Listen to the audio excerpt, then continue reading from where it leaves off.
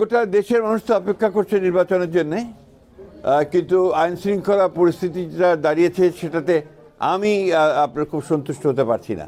কারণ যে হারে রাজনৈতিক নেতৃবৃন্দকে খুন করা হচ্ছে, বিশেষ করে আমাদের দলের অনেক কয়েকজন নেতাকে হত্যা করা হয়েছে, খুন করা হয়েছে, আমরা এটা তীব্র নিন্দা জানিয়েছি, ক্ষোভ জানিয়েছি, কিন্তু সরকারের তরফ থেকে সেই ধরনের যে একটা ইফেক্টিভ ব্যবস্থা সেটা কিন্তু গ্রহণ করা হয়নি।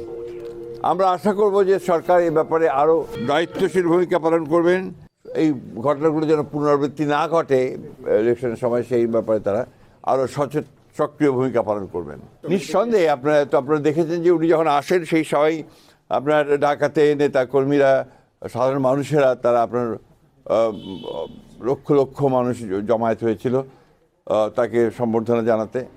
এখন এই যখন তিনি গ্রামাঞ্চলে আসছেন, জেলাগুলোতে আসছেন, স্বাভাবিকভাবেই জেলার নতুন নেতাকর্মীরা তারা অনেক বেশি উজ্জীবিত হবেন। আমাদের বিশেষ করে ধরেন অন্যান্য ছাত্র সংগঠনগুলো, তারা বিগত ফ্যাসিস্ট সরকারের আমলে বিশ্ববিদ্যালয়গুলোতে তারা কাজ করার কোনো সুযোগ পায়নি, এবং বিশেষ করে আমাদের ছাত্রদল, তাদেরকে ঢুকতেই দেওয়া হয়নি, এবং তাদেরকে বলা যেতে পারে যে পার্সন নন গ্রাটা করে সমস্ত করে তাদেরকে রাখা হয়েছিল।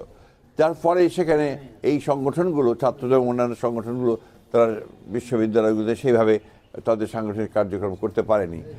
আর আরেকটা বিষয় যেটা আমি খুব জোর দিয়ে বলতে চাই, যে বিশ্ববিদ্যালয়ের নির্বাচন, এটা আপনার জাতীয় নির্বাচনে কখনোই কোনোদিনই আপনার কোনো প্রভাব ফেলেনি।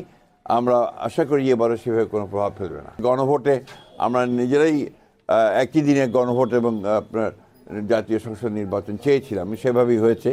এবং এই সংসদের আপনার যে সংস্কারগুলো নিয়ে গণভোট হচ্ছে, সেই সংস্কারগুলো তো আমারই আপনার বহু আগে, আপনার 2016 সালে এবং 2023 সালে 31 দফার মাধ্যমে আমরা সেটা জাতির সামনে প্রস্তাব তুলে ধরেছিলাম। সুতরাং সংস্কার তো আমাদের মজ্জাগত, সংস্কারকে চলমান প্রক্রিয়া, সেখানে সংস্কার থাকবে, সেখানে না বলার তো কোনো কারণ আছে বলে আমার কাছে মনে হয় না। ভিডিও দিয়ে আপনার আই ডোন্ট থিঙ্ক এই সমস্ত আপনার ফেক বহু অসংখ্য ভিডিও বেরোচ্ছে, সেটা থাকতে পারে। হ্যাঁ, তবে যেহেতু কয়েকজনের উপরে আপনার আক্রমণ হয়েছে, সেই কারণে হয়তো আমাদের বা অন্যান্য রাজনৈতিক দলেরও কিছু নেতা সেটা একটা সিকিউরিটির জন্য তারা নিতে পারেন, কিন্তু আমি সেক্রেটারি জেনারেল অফ বিএনপি, আমার কাছে কোনো বেস নেই বলে